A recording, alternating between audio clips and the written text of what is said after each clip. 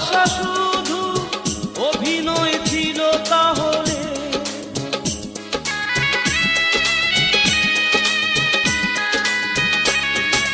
জীবন নাটকে নায়িকা হয়ে চলে গেলে।